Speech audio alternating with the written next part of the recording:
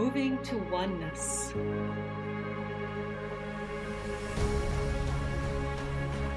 Nourishing curiosity. Embracing differences. Becoming one.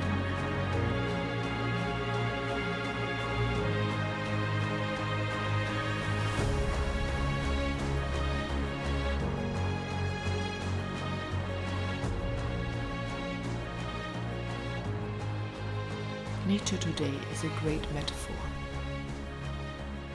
It's July here in Germany. It's cool. I got a sweater on. And the wind is asking us to pull inward, to pull together all of your energy and lines that you've sent out into the world for a few days more before it comes nice and warm, and it's time for us to expand, to bring our new ideas out into the world. Fascinating how it is, right? The north wind is here at the moment. So welcome everyone, I'm Meilin Ehlke, your host of the Moving to Oneness podcast. Yeah, the sky is cloudy too, so it invites you to, in a way, push in or pull in, whatever you prefer, how to visualize it, your energy, to keep it more close to heart, to calm down, to be more contemplative in what you are, who you are, and what are the next steps for you, for me, for all of us, right? There are many topics we can talk about and do need to be spoken about. There's the landscape, right? The work we're here to do as a light being for nature, then the work we're here to do for ourselves, how to optimize our state, our energy field, and then also what to do and support other human beings here on the planet. Not that they're not part of nature, but to distinguish it a little bit more, right? Because at the end, that is more where we get our monetary support. So let's start with what to do for nature outdoors. I've been traveling.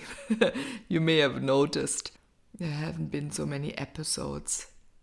And I needed the time also to go within myself and observe the world, what is there now, and what wants to be created. What is that I have to do, and you may have had the same thoughts. What is it for you to do that is really needed in the future? What can you let go? What can I let go that is not important anymore? Yeah, and I looked a lot at rivers and water, the ocean, the Northern Sea, the water of the mountains, right? Lakes, ponds, wetlands, and even puddles of the rain. So one thing is, how can we make water flow natural again? How we can revitalize the way it flows, right? Rivers, a lot of canals have been built many decades ago, and which ones are serving us and which ones are not serving us. And can we start in little areas or little places, right, where the water is not in vast volume, to meander again, to also set the landscape back to what is needed, right? I lived once in the U.S., in the state of Georgia, close to the Oconee River by Athens. And there I observed what happens to the surrounding of the river as it fluctuates during the time, raises its water level or lets it drop. And there in the way, if I remember correctly, there are like 3 parts, depending on how far it reaches out when it raises the level. Certain plants are needed, right? There are more plants that need a lot of water that thrive there. A certain microclimate. So see what is needed in your microclimate, wherever you live around the globe, right? Where can you take away a straight line, an artificial straight line? Meander it, restore some plants, and maybe take some time. Maybe a creek goes through your land. You may have influence on that piece. Also, then not so much sediment is stored in the wrong place. We see that now with the Colorado River, right? That big monumental icon of our globe. It's in a way also dying out because of a huge dam, which was efficient for energy, but it was not thought about the sediment that is now building up behind the wall, which should have been downstream as well as food, living material for insects, for fish, for other animals, right? Because there's such a unique plant community and animal community, right? Species. So this is something to think about. A little I wanted to throw out, and especially as I was in the Netherlands, where there's so many dams, and even the area I had been, it's considered UNESCO place because it's wetlands, and you can see these beautiful birds. I brought some feathers back I found on the pathway on the road, right, to bring that energy of supporting that they can keep their way of living and don't have to die out. So this is one topic. The more you can maybe put your energy in there or read up on it. I don't want to take a whole podcast about this in the future. And what can you do? Or in your garden, can you minimize the lawn and provide more plants for insects, mice, right? The list goes on of what animals are needed, what plants are needed. And then also the plant material. Maybe as things, shrubs get too big or die off, get too old, replace them with plants that flower and provide food to you and to the animal world. Again, the insects, the birds, maybe even a fox, right? They like berries as well. Because we cannot wait for politicians. It's going to take ages. If we don't have food, then they'll do something, right? But even, what do they do first? They raise taxes. And that is really not the way to go. So self-initiative is a good way to go. Plant your herbs. Anyway, herbs are also really fantastic to support you. And if you have then your home or your garden, if you have one, a chance to go out and stroll and pick a few berries only. And only those few berries already will provide you with such vast minerals, vitamins, antioxidants. Anyway, the list goes on, right? To support your body. And if you don't think you have a green thumb, start small.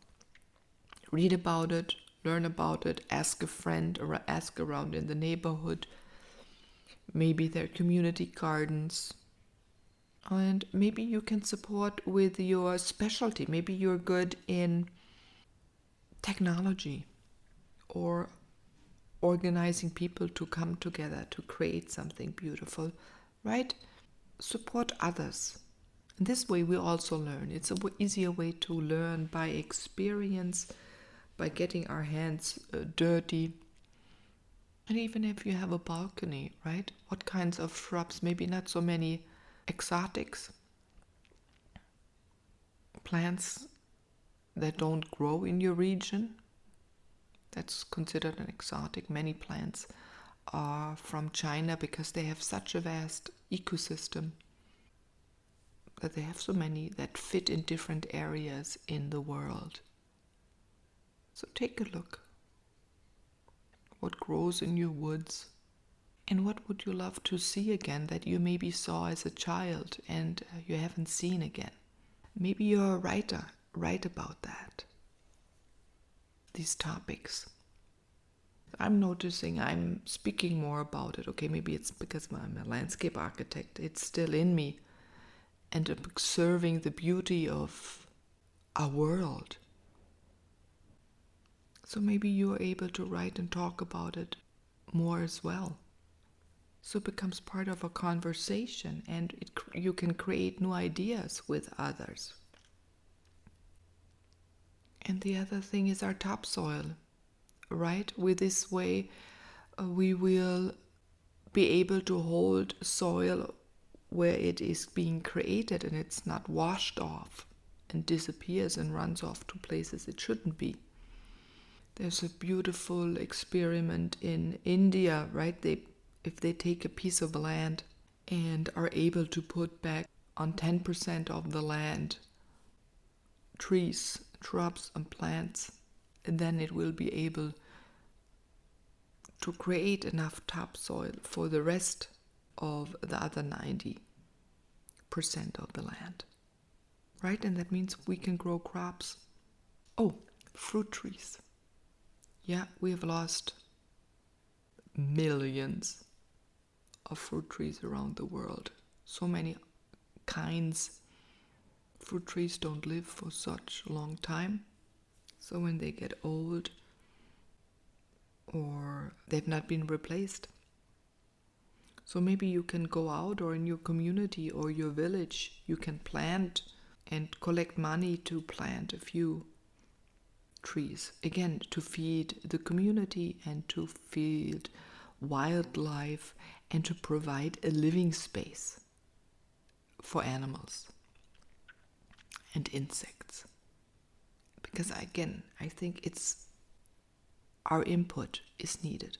Every little bit you can do, that I can do, that we can do, expands out into the world, and others see us do it.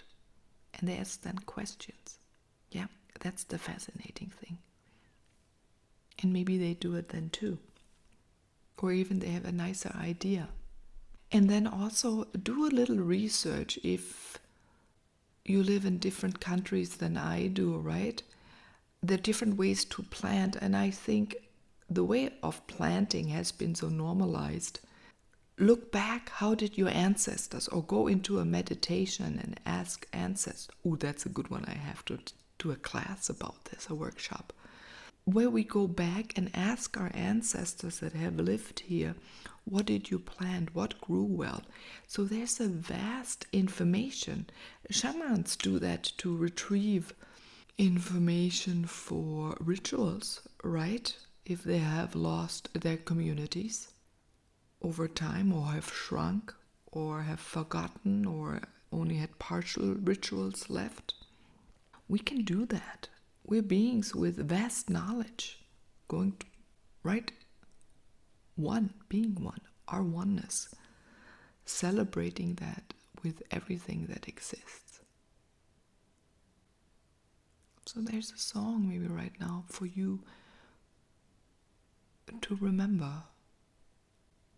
what is best for you to do, because we're all so different and we have all such different talents. You have a different purpose than me, right? I look at beauty, I share wisdom, I teach. Nature is close to me, so what is it for you? And how can you use what you have to support the environment. And in the long run, the people and yourself. Put tak tak put tok tak tak put put tak tak put tak tak put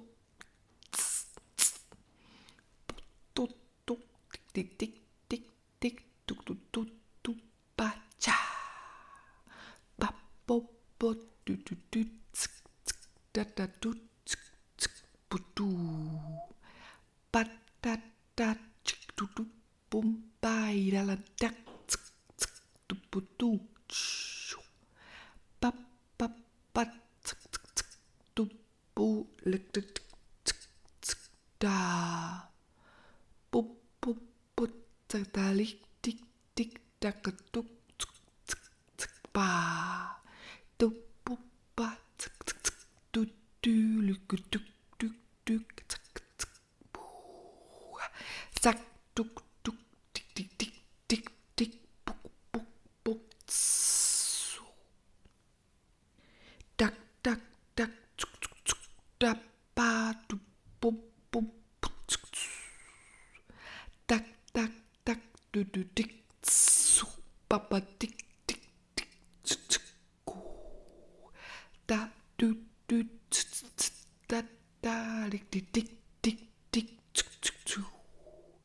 bup bup bup da da du du da bup bup bup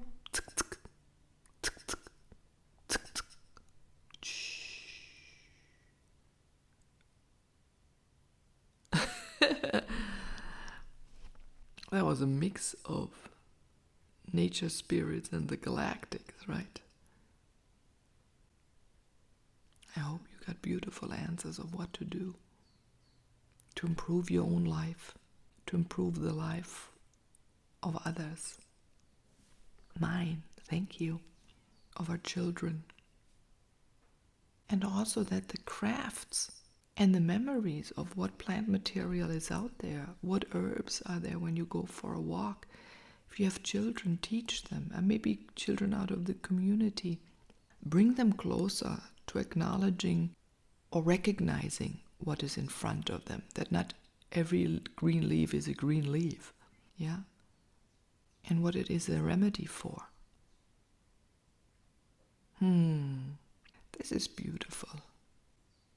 I'll leave you with this. To ponder what is for you the next step in your own creation of yourself, but also for the birds, for nature. The birds are singing out there. That's why they're chirping. I'm hearing them. So I wish you the best. If you have desires of certain topics, do connect with me. You can email me at Meilin, Meilin, at movingtooneness.com, or if you want to join our Facebook group, Moving to Oneness, and you can reach me there. Send me your ideas, whatever you desire, and I wish you the best of time and have fun creating, maybe getting your hands dirty in the soil, exchanging your wisdom with nature and other people. This is Meilin, sending you love.